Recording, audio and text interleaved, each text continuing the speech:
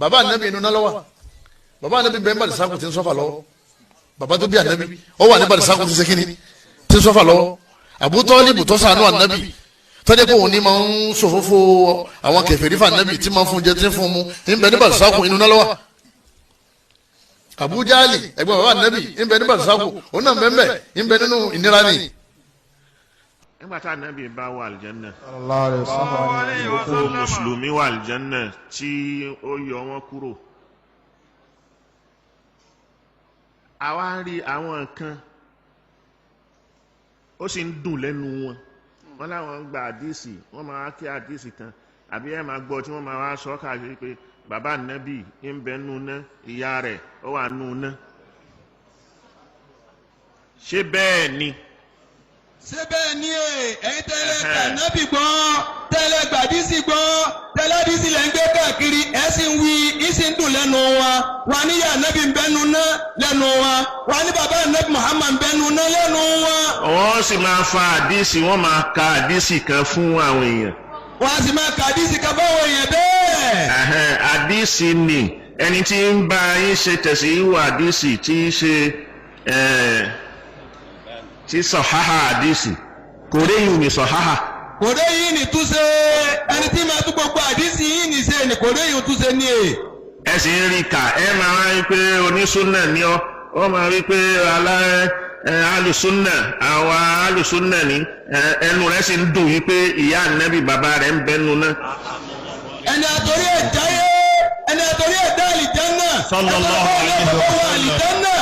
ẹni tó ṣe pé wọn náà ni ó sì gbẹ fọwọ́ àlìjánná ẹni tó ṣe pé wọn náà ni ó sì gbẹ gbogbo àwọn mùmínì ẹ wá ní ìyá rẹ̀ bàbá rẹ̀ ń bẹnu náà ó sì dùn lẹ́nu yín.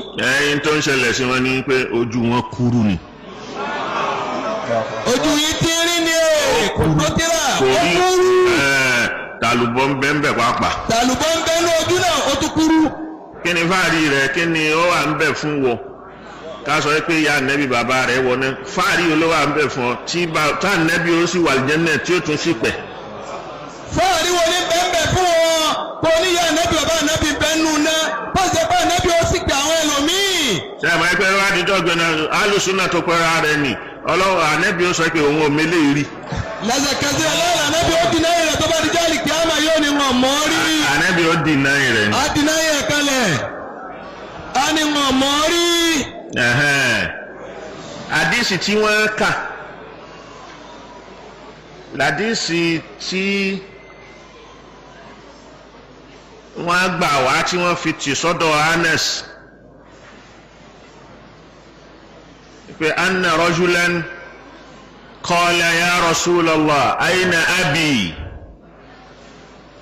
ẹni tó wá bá ànábì tó sọ pé bàbá àwọn kọ́ ń bọ̀ bàbá àwọn ń bẹ ànábì ní finna ànábì ní ó wà nù náà onítọ̀hún wá yẹ̀yìn padà ó ń banújẹ́ lọ ànábì wá pè padà yìí pé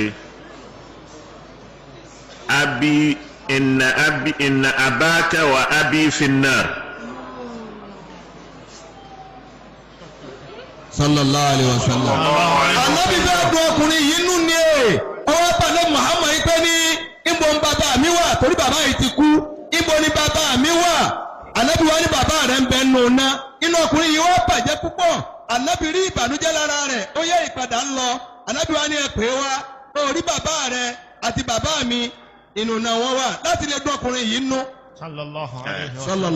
ni wọ́n fi ní wasailun yaqulu lil mukhtari aina abi fi jannatin am nari kila laqad ajabahu khairun nabi abuka fi nari wa misluhu abi ولا تظن المصطفى البشيرا ألقى على والده تكفيرا هذا حديث كان خيرا أن يرد وإن يكن في مسلم لقد ورد في مسلم إسناده معلول ولا تقولوا قاله الرسول إن رسول الله والداه أعطاهما جنته الإله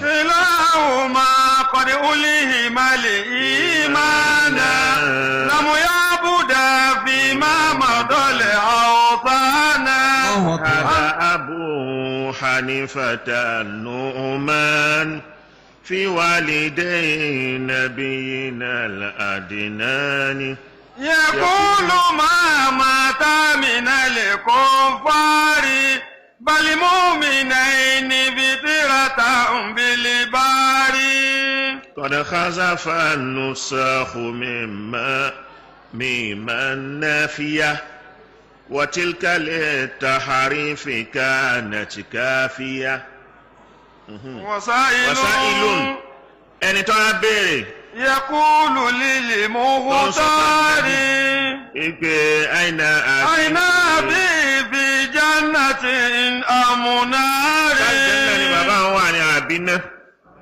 kílà لقد أجابه خير النبي ànábì tó lóore jù ni. wá dá lóhùn. أبوك في النار ومثله أبي. bàbá rẹ̀ ń bẹnu náà bẹ́ẹ̀ náà ni bàbá òun náà ńgbà tí inú rẹ̀ bàjẹ́ tó yẹ̀yìn padà tó ń lọ ànábì náà wá pè padà má bànújẹ́ ọ̀dà bàbá rẹ̀ àti bàbá tèmi náà ọ̀ ń bẹ ní. ولا تظن المصطفى البشير. àwọn tí wọ́n wá ń wí tán sọ bẹ́ẹ̀ ni wọ́n ní bàbá ànábì kèfèrí ló kú sí ìyá ànábì kú sí kèfèrí. àwọn wọ̀nyí làákàyè wọn ò sọ fún wọn pé alùfàtìrà ń bẹ.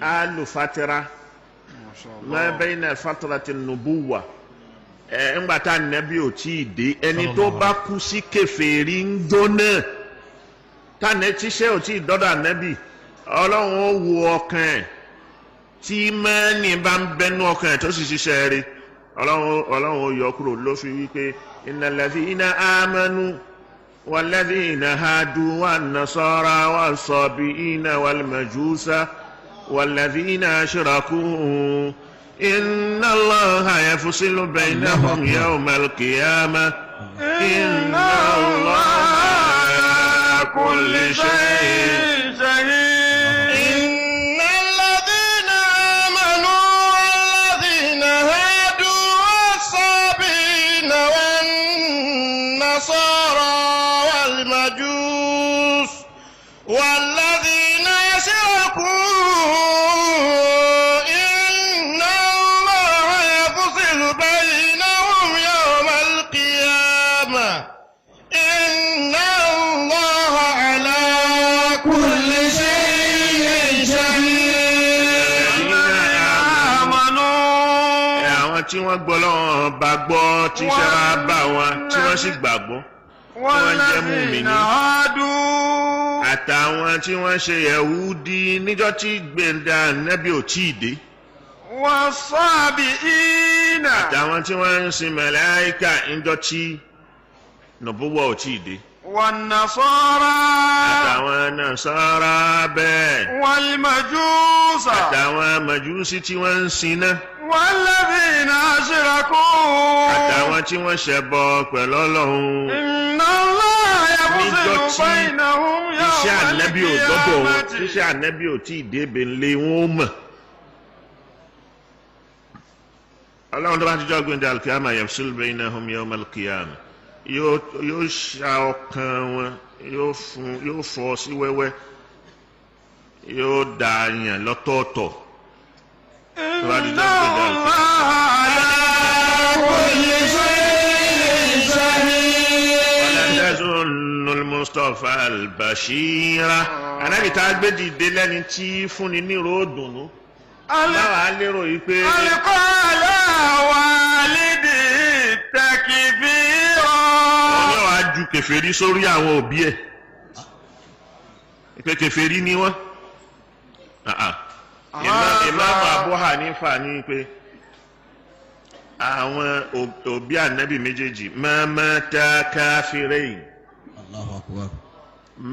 mata kafirain àwọn méjèèjì òkú ń kèfèrí.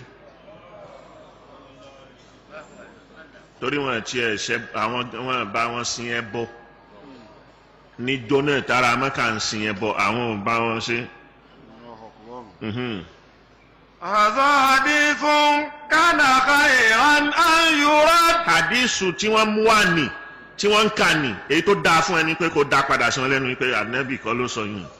وإن يكن ayọ̀rọ̀dà dá padà sí wọn lára hadisi ni ò lálàáfíà. وإن يكن في مسلم لقد ورد. kódà bóyá sí pé rọ̀wáwù Muslimu ni. ẹ dá padà bí títí ń bọ̀. torí rọ̀wáwù Muslimu inú hadisi Muslimu ni sọ̀rọ̀ Muslimu ni wọ́n ti rí. Muslim àti Ibn Majah ló gbà á wá. ẹni tó aṣọ ọjà sí pé ó ti bọ́ sínú Muslimu ni so ọ̀rọ̀ Muslimu hadisi Muslimu kò gbọ́dọ̀ láàyè mọ́. yóò láàyè èyí ni òní ọ̀pọ̀ ààyè tó sì ní á débẹ̀ á sọ. في مسلم إسناده معلول. torí lọ́dọ̀ ìsinádù rẹ̀ kọ́kọ́ lálàáfíà náà ọ̀nà méjì ni ò gbà lálàáfíà lára ìsinádù rẹ̀ àwọn tí wọ́n ń gbà wá lọ́dọ̀ àwọn rùwátù tó gbà màálùlù orun lékún yẹn pé kò sálàáfíà ń bẹ̀ ọlá rẹ̀ lára. ولا نقول قاله رسول. wàlánà ní sọ pé ànábì ló sọrú ẹ̀ wàlánà kúlù qalahu rasul ànábì kọ́ ló ń sọrú èyí ni. إن رسول الله والداه. àwọn òbí ànábì méjèèjì. أعطاهما جنته الإله. ọlọ́run ti fún wọn lálùjánnà sẹ́yìn ńlá ní kẹ́ tara ẹ̀ jáde kó tara yín jáde ẹ̀yìn nígbà tí yín ti gẹ̀ẹ́tì ọlọ́run ti fún wọn lálùjánnà àyùbá àwọn èèyàn nù wà nù sàbàáyínà alifan yadkhuluna aljanna bighairi hisab. sallallahu alayhi wa sallam. wọ́n ti wà nù لهما ولأوليهما الإيمان. tọ́lá méjì á ti fún wọn ní ìmánì sínú ọkàn wọn mọ̀ kan tó bí ànábì. sallallahu alaihi wasallam. لم يعبدا فيما مضى لأوطانا. ṣáájú tẹ́lẹ̀ kan tó bá ànábì kan tó lóyún àwọn wọn bá wọn lọ jí òòṣà. sallallahu alaihi wasallam. هذا أبو حنيفة النعمان. Abu Hanifa Nu'man ó ní àdìsí ni ó ní nǹkan tó ń ṣẹlẹ̀ ńbẹ̀ ni pé ńgbà tí wọ́n ní mọ́ta káfíìrẹ́yìn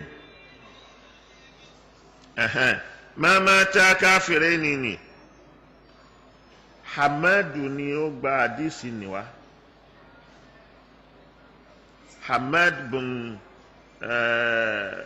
Thabit òun ni wọ́n gba àdìsí ni lọ́dọ̀ bun Salama Hamad bun Salama òun ni wọ́n gba àdìsí ni wá lọ́dọ̀ ẹ̀. Hamadu yìí tòun bó ṣe já sí pé àáfàá ni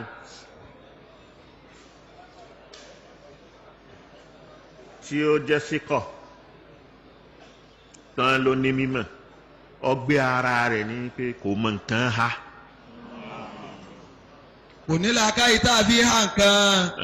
ẹni tí o bá sì ti ní tí làákàyè híhà nǹkan bá ti lẹ lọ́dọ̀ àwọn aláfa àdìsí wọn á ṣá lọ́gbẹ́ ni pé ẹni tí làákàyè ẹ lẹ tí o mọ nǹkan ṣọ́ kò mọ ìtàn ṣọ́ kò mọ ìtàn tọ́jú torí kó tó lọ sí báyìí ó ti lọ́nu làákàyè tí ó máa fi àtàrí pé àtàrí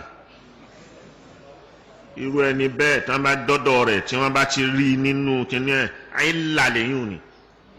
àléébù ni. jaruhu ni ọgbẹ́ ni wọ́n ṣá lọ́gbẹ́ ni pé ọgbẹ́ eléyìí làákà rẹ̀ kì í de nǹkan mẹ́lẹ̀ òun ni làákà rẹ̀ kì í de nǹkan mẹ́lẹ̀. ẹlẹ́ẹ̀kejì ni pé bí àfáà yìí Hamad bin Salama bó ti jẹ́ ẹni tó mọ kéwú àfáà ni ó mọ kéwú ábìdí ni ábìdí tó jẹ́ ni ó lọ́mọ ọ̀dọ̀ kan inú ọmọ kéwú ẹ̀ tó súnmọ́ tó yẹ pé òun ló tọ́ ọmọ ọ̀dọ̀ rẹ̀ ní òun á máa yí gbogbo nǹkan tí àfáà rẹ̀ bá mú wá á yí padà.